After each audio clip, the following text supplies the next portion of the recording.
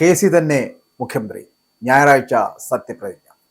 കേരളത്തിന്റെ പുതിയ മുഖ്യമന്ത്രിയായി എ.ഐ.സി.സി ജനറൽ സെക്രട്ടറി കെ.സി. വേണുഗോപാലിനെ കോൺഗ്രസ് ഹൈക്കമാൻഡ് നിശ്ചയിച്ചു എന്നുള്ള റിപ്പോർട്ടുകൾ പുറത്തു വരുന്നത്. പൂർണ്ണമായിട്ടും അതിന്റെ നിജസ്ഥിതി പുറത്തു വന്നിട്ടില്ല. എങ്കിലും കെ.സി. വേണുഗോപാലിനപ്പുറം മറ്റൊരു നേതാവിലേക്ക് എന്തായാലും ഇനി ഹൈക്കമാൻഡ് പോകില്ല. 10 ദിവസം നീണ്ട നാടകീയമായിട്ടുള്ള ചർച്ചകൾക്കും അനിശ്ചിതത്വങ്ങൾക്കും ഒടുവിലാണ് അന്തിമ തീരുമാനമായിരിക്കുന്നത്. ഉച്ചയ്ക്ക് 1 മണിക്ക് തിരുവനന്തപുരം ഇന്ദിരാഭവനിൽ ചേരുമെന്ന് പറഞ്ഞിരുന്ന നിയമസഭാ കക്ഷി യോഗമടക്കം മാറ്റിവെക്കുന്ന ഒരു സാഹചര്യത്തിലേക്ക് എത്തിയിരിക്കുന്നു. ആ നിയമസഭാ കക്ഷി യോഗം മാറ്റിവെച്ചിരിക്കുന്നു. ആ സമയക്രമത്തിൽ വ്യത്യാസം വരും.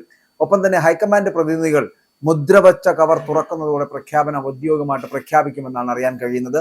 ദേശീയ മാധ്യമമായിട്ടുള്ള സൗത്ത് ഫസ്റ്റ് ആണ് ഇത്തരത്തിലൊരു വാർത്ത ആദ്യമായിട്ട് എക്സ്ക്ലൂസീവായി റിപ്പോർട്ട് ചെയ്യുന്നത് എന്നാണ് പറയപ്പെടുന്നത്. വി.ഡി. സതീശൻ, രമേശ് ചെന്നിത്തല എന്നിവരെ മറികടന്നാണ് രാഹുൽ ഗാന്ധിയുടെ വിശ്വസ്തനായിട്ടുള്ള കെ.സി. മുഖ്യമന്ത്രി പദത്തിലേക്ക് എത്തുന്നത് എന്നുള്ളതാണ്.